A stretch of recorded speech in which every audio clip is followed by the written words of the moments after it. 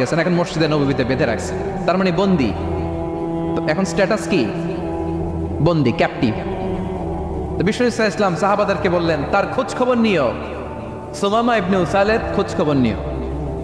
সাহাবার বলেন, ইয়া রাসূলুল্লাহ, আপনাকে হত্যা করতে এসেছে, তার তো কঠিন ক্যাপিটাল পানিশমেন্ট হওয়া দরকার, কঠিন শাস্তি হওয়া দরকার। বিষ্ণু বললেন, না, আমি যেটা জানি তোমরা সেটা জানো না, তোমরা সুমামার সাথে ভালো আচরণ করো। বিশ্বনবী সুমামার কাছে গেলেন। প্রথম দিন যে তিনি কালেমার দাওয়াত দিলেন, ইমানের দাওয়াত দিলেন, ইসলামের দাওয়াত দিলেন, রিসালাতের দাওয়াত দিলেন, আখিরাতের দাওয়াত দিলেন। পরের দিন যে বিশ্বনবী সালাতের দাওয়াত দিলেন, যাকাতের দাওয়াত দিলেন, ইসলাম কি, কিভাবে, কেমন করে পালন করতে হয় চমৎকার আর্টিকুলেট করতে শুরু করলেন। তন্ময় হয়ে সুমামা ইবনে উসাল রাদিয়াল্লাহু তাআলা আনহু বিশ্বনবীর কথাগুলো শুনতে আরম্ভ করলো। একদিন নয়, 2 দিন নয়, টানা 3 দিন